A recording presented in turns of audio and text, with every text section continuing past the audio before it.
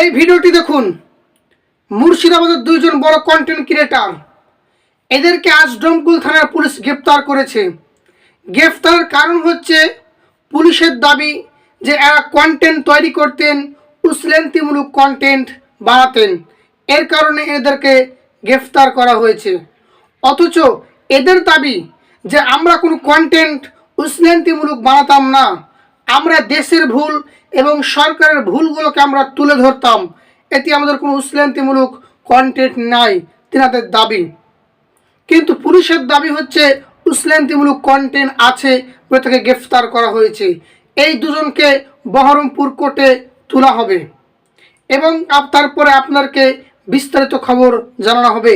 তাই আমি প্রত্যেকটা কন্টেন্ট ক্রিয়েটারকে এখান থেকে এই বার্তাটি দিতে চাই যে আপনারা কখনোই কোনো রকমের উস্কানিমূলক কোনো রকমের কন্টেন্ট তৈরি করবেন না।